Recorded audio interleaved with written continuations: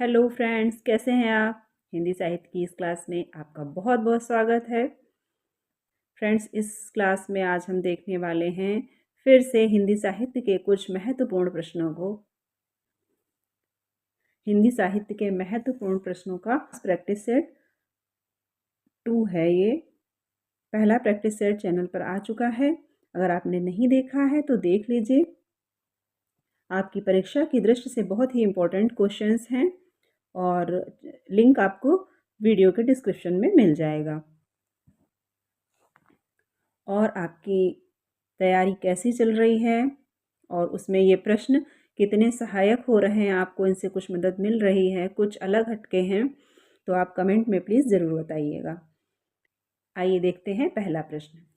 काल प्रवृत्ति का निर्णय प्राप्त ग्रंथों की संख्या द्वारा निर्मित नहीं हो सकता, बल्कि उस काल की मुख्य प्रेरणादायक वस्तु के आधार पर ही हो सकता है। ये कथन किसका है? ऑप्शन है ए रामचंद्र शुक्ल, बी हजारी प्रसाद द्विवेदी, सी डॉक्टर नगेंद्र, डी रामकुमार वर्मा। काल प्रवृत्ति का निर्णय प्राप्त ग्रंथों की संख्या द्वारा निर्मित नहीं हो सकता, बल्कि उस काल की मुख्य प्रेरणादायक वस्तु के आधार पर ही हो सकता है। यह किसने कहा है? रामचंद्र शुक्ल, हजारी प्रसाद द्विवेदी, डॉक्टर नगेंद्र या डॉक्टर रामकुमार वर्मा। ये कथन किसका हो सकता है? कुछ आइडिया लगाइए, कुछ दिमाग पर जोर डालिए। इस प्रकार के कथन किसके होते हैं? तो आचार्य रामचंद्र शुक्ल को चुनौती देने वाले आचार्य हजारी प्रसाद द्विवेदी का ये कथन है कि काल प्रवृत्ति का निर्णय प्राप्त ग्रंथों की संख्या द्वारा नहीं हो सकता। ये आचार्य शुक्ल के जो उन्होंने ग्रंथों के आधार पर जो कुछ ग्रंथ पाए और उनमें जो प्रवृत्तियां निश्चित हुई, उसके आधार पर आदिकाल को जो नामकरण किया था, उस पर ये बात कही गई प्रतीत होती है। तो आचार्य हजारी प्रसाद द्विवेदी इसका सही आंसर हो जाएगा। आइए देखते हैं अगला प्रश्न। इतिहास का इतिवृत्तात्मक लेखन सबसे प्रथम मिश्र बंधुओं के विनोद में पाया जाता है। यह उक्ति किसकी है? A Hazari Prasad Dwivedi, B Ramchandra Shukla, C doctor Ramkumar Verma, D doctor Nagendra. इतिहास का इतिवृत्तात्मक लेखन सबसे प्रथम मिश्र बंधुओं के विनोद में पाया जाता है। ये उक्ति किसकी है? मिश्र बंधु विनोद के बारे में ये उक्ति किस इतिहासकार की है? हजारी प्रसाद द्विवेदी की है, रामचंद्र शुक्ल की है, रामकुमार वर्मा या डॉक्टर नगेंद्र की है, जिन्होंने हिंदी साहित्य का इतिहास का संपादन किया था। तो ये उक्ति जो है, ये डॉक्टर रामकुमार वर्मा की उक्ति है, जो उन्होंने मिश्र बंधु विनोद के बारे में कही है। अगला प्रश्न है, साधारणतः सन ईस्वी की 10वीं से लेकर 14वीं शताब्दी के काल को हिंदी साहित्य का आदिकाल कहा जाता है। साधारणतः सन ईस्वी की 10वीं से लेकर 14वीं शताब्दी के काल को हिंदी साहित्य का आदिकाल कहा जाता है। ये कथन किसका है? ऑप्शन है ए रामस्वरूप चतुर्वेदी, बी रामकुमार वर्मा, सी हजारी प्रसाद द्विवेदी, डी रामचंद्र शुक्ल। साधारणतः सन ईस्वी की 10वीं से लेकर 14वीं शताब्दी के काल को हिंदी साहित्य का आदिकाल कहा जाता है। तो ये कथन है, ये किसका कथन है? ये कथन है आचार्य हजारी प्रसाद द्विवेदी का। उनका ग्रंथ है हिंदी साहित्य का आदिकाल, जिसके आधार पर यहाँ पर निर्धारण किया जा रहा है कि आदिकाल का समय कब से कब तक माना जाना चाहिए। आचार्य हजारी प्रसाद द्विवेदी का जो ग्रंथ है हिंदी साहित्य की भूमिका, जो 1940 ईस्वी में प्रकाशित हुआ था, इसके बाद हिंदी साहित्य का आदिकाल जो कि 1952 ईस्वी का ग्रंथ है, उसी में हिंदी साहित्य के आदिकाल के संदर्भ में ये कहा गया है। आइए देखते हैं अगला प्रश्न। काम भाव और शरीर का सौंदर्य उनके यहाँ उत्सव रूप में है। विद्यापति के संबंध में यह कथन किसका है? ऑप्शन है ए बच्चन सिंह, बी डॉक्टर नगेंद्र, सी आचार्य शुक्ल, डी रामस्वरूप चतुर्वेदी। कथन है काम भाव और शरीर का सौंदर्य उनके यहाँ उत्सव रूप में है। विद्यापति के संबंध में ये कथन किसका है? ये बात विद्यापति के संबंध में किसने कही है, ये बताना है। विद्यापति को श्रृंगारी कवि किसने माना है और भक्ति भाव का कवि किसने माना है, ये भी आपके माइंड में आना चाहिए। आचार्य शुक्ल ने विद्यापति को श्रृंगारी कवि माना है। ये कथन विद्यापति के संबंध में रामस्वरूप चतुर्वेदी जी का कथन है, जहाँ पर वे कह रहे हैं कि काम भाव और शरीर का सौंदर्य उनके यहाँ उत्सव रूप में है। अगला प्रश्न है, रहीम की नगर शोभा की मुख्य विशेषताएं क्या हैं? रहीम दास जी की जो रचना है नगर शोभा, उसकी मुख्य विशेषताएं क्या हैं, वह यहाँ पर पूछा गया है। ऑप्शन है ए, इस कविता में नगर का संकुचित वर्णन किया गया है। बी, इसमें वर्ण व्यवस्था के अनुसार उनकी जाति की स्त्रियों का वर्णन किया गया है। सी, यह स्त्रियां अपना उत्पाद बेचने का कार्य करती हैं। डी, ये सभी। रहीम की नगर शोभा की मुख्य विशेषताएं क्या हैं? इस कविता में 3 विशेषताएं दी हैं। ऑप्शन ए, इस कविता में नगर का संकुचित वर्णन है, वर्ण व्यवस्था के अनुसार जाति की स्त्रियों का वर्णन है, ये स्त्रियां अपना उत्पाद बेचने का कार्य करती थीं, या ये सभी। तो इसमें हो जाएगा ये सभी। ये सभी रहीम की जो रचना है नगर शोभा, उसकी विशेषताएं हैं। अगला प्रश्न है, जो तिरिया पीहर बसे सुरत रहे पिवमाहि, ऐसे ही जन जग में रहे गुरु को भूले नाही। उपर्युक्त पंक्तियां किसकी हैं? एक बार फिर देखते हैं। जो तिरिया पीहर बसे सुरत रहे पिवमाहि, ऐसे ही जन जग में रहे गुरु को भूले नाही। ये पंक्तियां किसकी हैं? ऑप्शन है ए सुंदरदास, बी कबीरदास, सी सहजोबाई, डी रविदास। सुंदरदास, कबीरदास, सहजोबाई, रविदास, इनमें से ये पंक्तियां किसकी हैं? रविदास अर्थात रैदास। रैदास को रविदास भी कहा जाता है। ये पंक्तियां निर्गुण धारा की जो कवयित्री हैं सहजोबाई, उनकी ये पंक्तियां हैं और इनका एक प्रसिद्ध ग्रंथ है सहज प्रकाश। आइए देखते हैं अगला प्रश्न। उदधि आई तेई बंधन कीन्हा, तेई दसमाथ अमर पद लीन्हा। उपर्युक्त पंक्तियां किसके द्वारा रचित हैं? Option A Kutuban, B Tulsi, C Surdas, D Jayasi. पंक्तियां एक बार फिर देखते हैं। उदधि आई तेई बंधन कीन्हा, तेई दसमाथ अमर पद लीन्हा। ये पंक्तियां किसके द्वारा रचित हैं? ए कुतुबन द्वारा, तुलसी द्वारा, सूरदास द्वारा या जायसी द्वारा। ये पंक्तियां जो हैं जायसी द्वारा रचित ग्रंथ पद्मावत की हैं, जबकि इनको देखने से आभास होता है कि जैसे ये तुलसीदास की पंक्तियां हो सकती हैं, परंतु ये तुलसीदास की पंक्तियां ना होकर जायसी की पंक्तियां हैं, जो उनके पद्मावत के लक्ष्मी समुद्र खंड से ली गई हैं। पद्मावत के लक्ष्मी समुद्र खंड की ये पंक्तियां हैं। आइए आगे बढ़ते हैं। सच पूछा जाए तो मध्य युग की समग्र स्वाधीन चिंता के गुरु रामानंद ही थे। सच पूछा जाए तो मध्य युग की समग्र स्वाधीन चिंता के गुरु रामानंद ही थे, यह किसने कहा है? ए गोविंद त्रिगुणायत, बी रामचंद्र शुक्ल, सी हजारी प्रसाद द्विवेदी, डी पीताम्बर दत्त बड़थवाल। गुरु रामानंद के बारे में ये कथन किसका है? तो ये बहुत ही फेमस, बहुत ही प्रसिद्ध कथन है, आप जानते होंगे। ये कथन है हजारी प्रसाद द्विवेदी जी का। कि मध्य युग की समग्र स्वाधीन चिंता के गुरु रामानंद ही थे। ये कथन हजारी प्रसाद द्विवेदी जी का है। रामानंद, जिनको उत्तर भारत में भक्ति का प्रचार करने का श्रेय दिया जाता है, भक्ति को दक्षिण भारत से उत्तर भारत लाने का श्रेय रामानंद को दिया जाता है।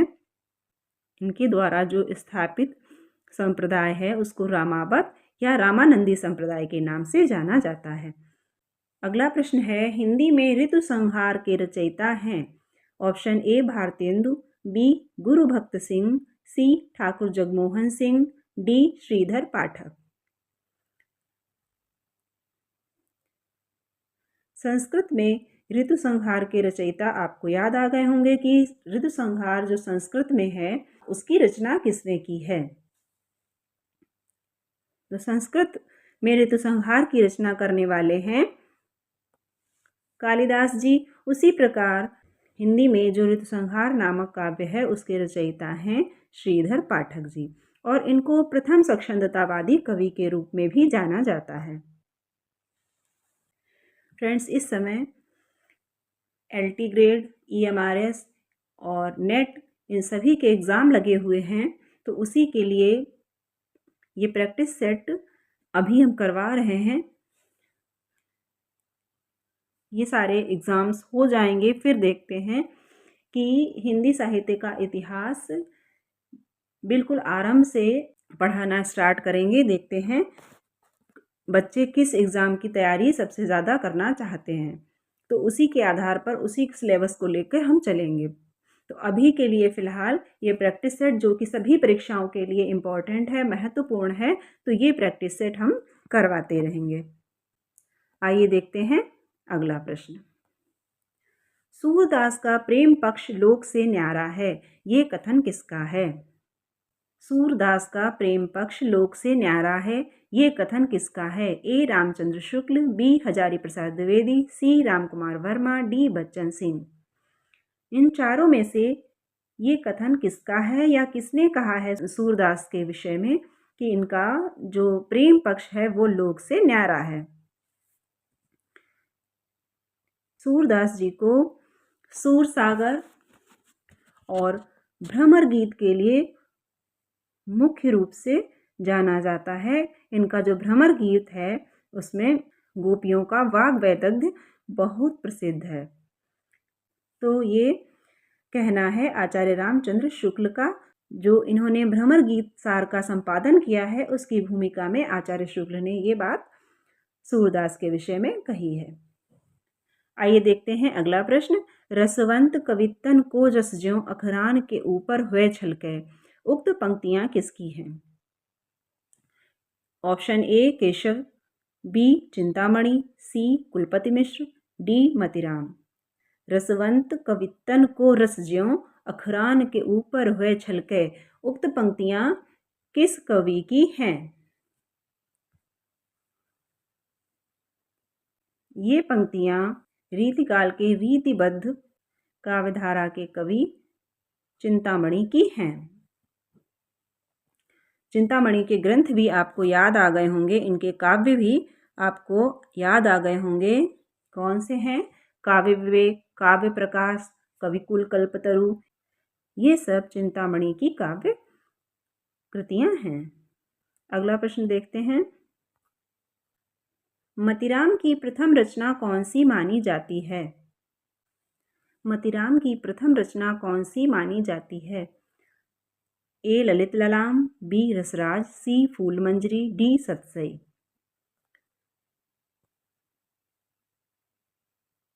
मतिराम की जो प्रथम रचना है वो फूल मंजरी मानी जाती है, जो इन्होंने जहांगीर के शासनकाल में या जहांगीर के आश्रय में लिखी थी। इसके एक एक दोहे में एक एक फूल का नाम दिया गया है। सर्वमान्य रूप से यही मतिराम की प्रथम रचना है, परंतु डॉक्टर बच्चन सिंह ने रसराज को इनकी प्रथम रचना माना है। रसराज को डॉक्टर बच्चन सिंह ने प्रथम रचना माना है। आइए देखते हैं निम्न में से भारतेंदु की रचना नहीं है। ए आषाढ़ महात्म्य, बी अपवर्ग पंचक, सी भक्ति सर्वस्व, डी हिंदी भाषा। निम्न रचनाओं में से भारतेंदु की रचना कौन सी नहीं है? आषाढ़ महात्म्य, अपवर्ग पंचक, भक्ति सर्वस्व, हिंदी भाषा। तो निम्न रचनाओं में से आषाढ़ महात्म्य जो रचना है वो भारतेंदु की नहीं है। भारतेंदु की रचना का नाम है अगहन महात्म्य। भारतेंदु जो कि हिंदी गद्य के जनक माने जाते हैं और इनका जन्म 1850 में व मृत्यु 1885 ईस्वी में हुई थी। तो इतनी छोटी सी उम्र में इन्होंने हिंदी साहित्य के लिए इतना बड़ा कार्य किया है।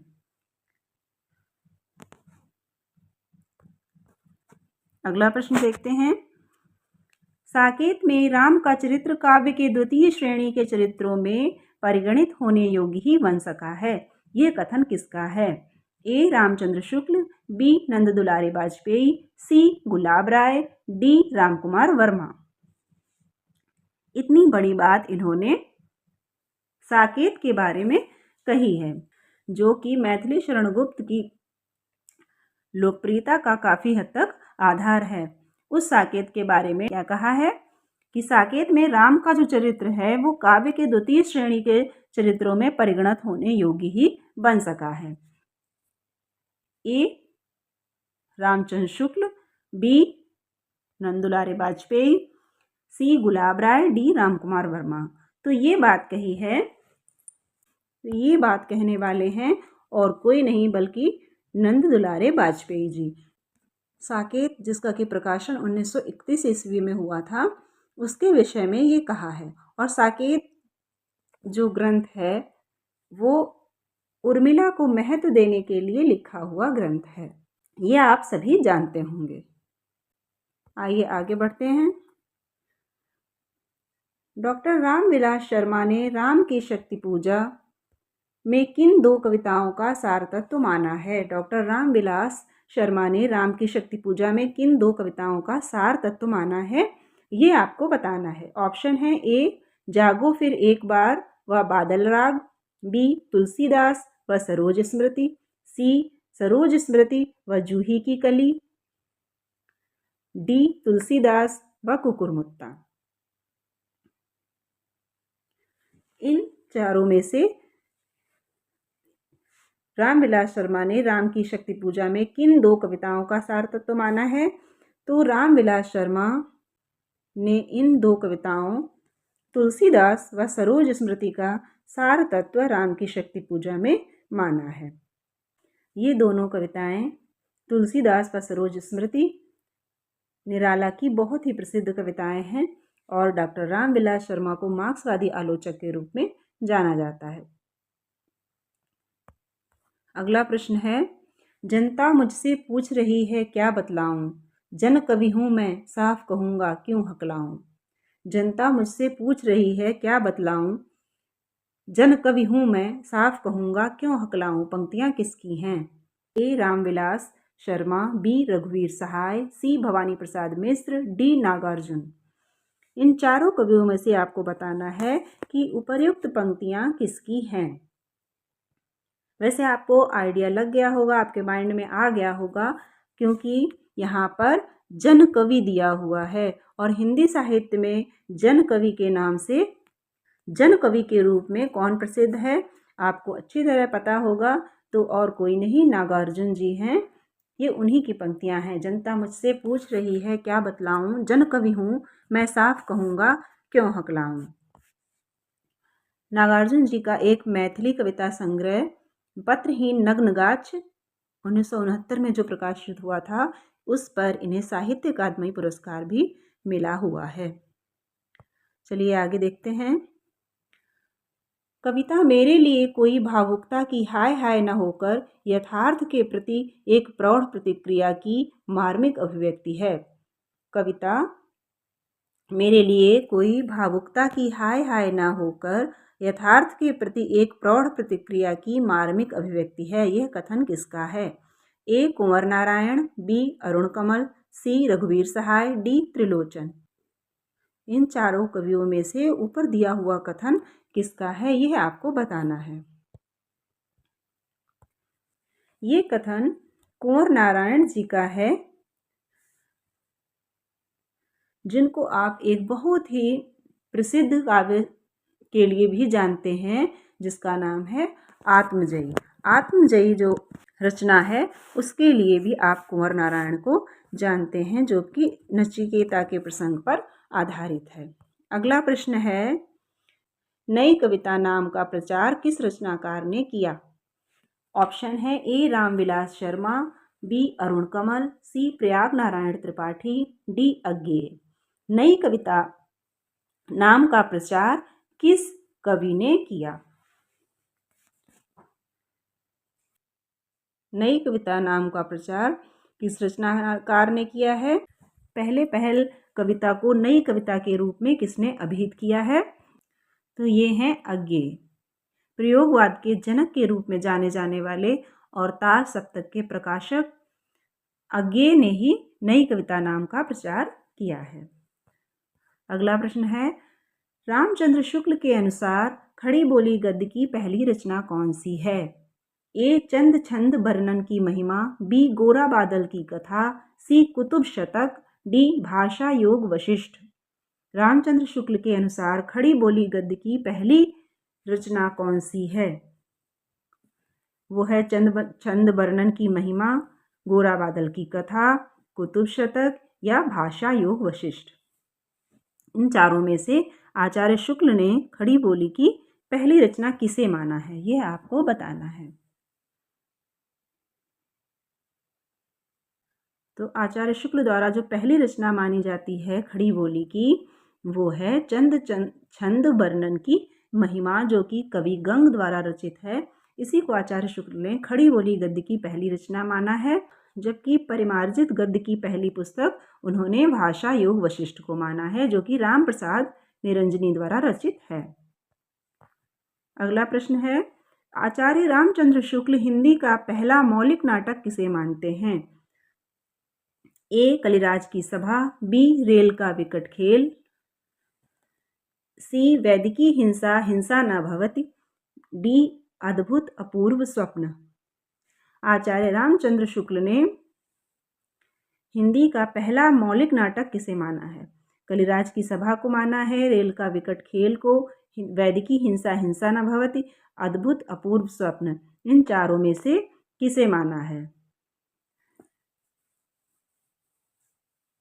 भारतेंदु कृत जो नाटक है वैदिकी हिंसा हिंसा न भवति, इसी को आचार्य शुक्ल ने हिंदी का पहला मौलिक नाटक स्वीकार किया है।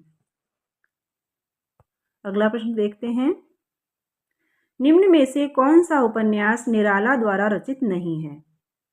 निराला द्वारा जो उपन्यास रचित नहीं है वो आपको बताना है। ऑप्शन ए प्रभावती, बी पूर्ण प्रकाश, सी अलका, डी निरूपमा।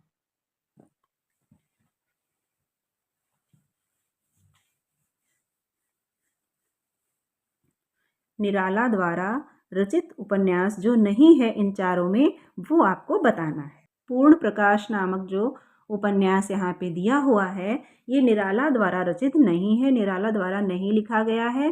ये उपन्यास भारतेंदु कृत है, जो कि उन्होंने मराठी से अनुदित किया है, मराठी से हिंदी में उसका अनुवाद किया है। ये भारतेंदु का उपन्यास है, भारतेंदु द्वारा अनुदित उपन्यास है, ऐसा आप कह सकते हैं। आइए आगे बढ़ते हैं। सलाम कहानी संग्रह के लेखक कौन हैं? सलाम कहानी संग्रह के लेखक कौन हैं? ए मोहनदास नैमिषराय, बी अरविंद राही, सी ओम प्रकाश वाल्मीकि, डी जयप्रकाश करदम। सलाम कहानी संग्रह के लेखक इनमें से आपको बताना है।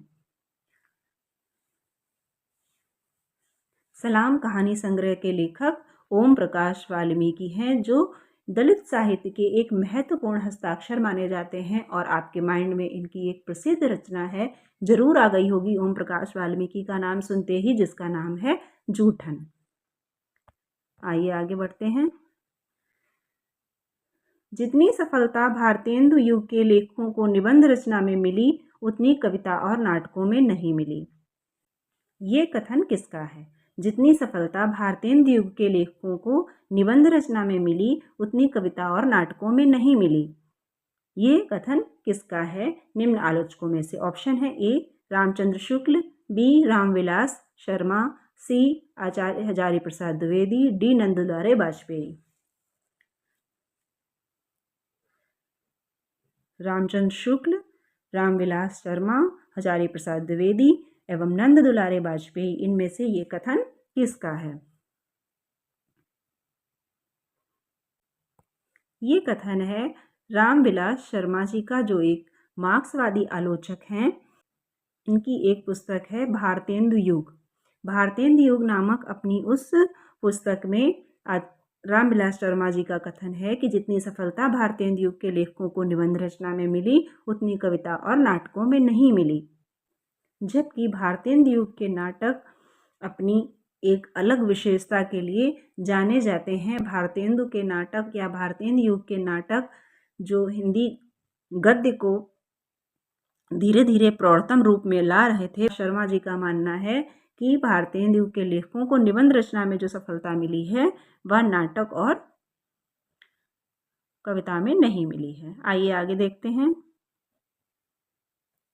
निर्मला जैन की कृति कथा समय में 3 हमसफर में 3 हमसफर हैं।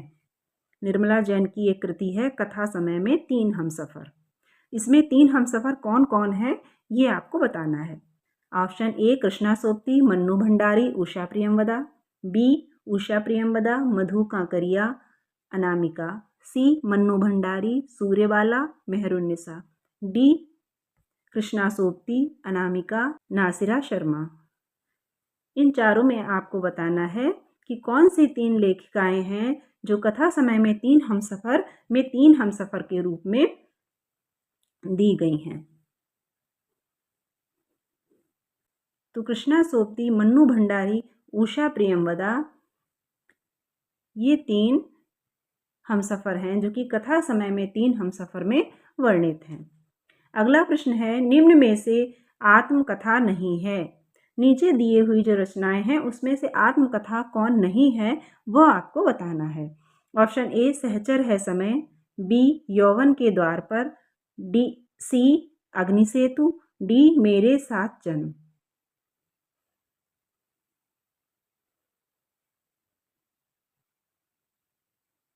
इन चारों रचनाओं में से जो आत्मकथा नहीं है वह आपको बताना है।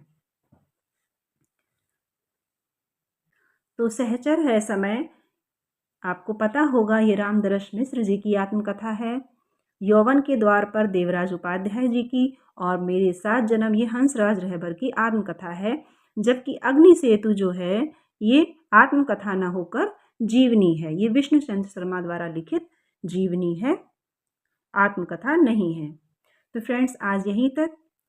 आगे के प्रश्न अगले वीडियो में। आपको वीडियो अच्छा लगा हो, प्रश्न अच्छे लगे हों तो वीडियो को लाइक कीजिएगा, अपने मित्रों तक भी पहुंचाइएगा जो इस समय किसी न किसी परीक्षा की तैयारी में लगे हुए हैं। और अगर आपने चैनल सब्सक्राइब नहीं कर रखा है तो चैनल को सब्सक्राइब कीजिएगा ताकि इसी तरह के वीडियोस आपको आगे भी मिलते रहें। मिलते हैं अगले वीडियो में, तब तक के लिए स्वस्थ रहिए और मन लगाकर पढ़ाई करते रहिए।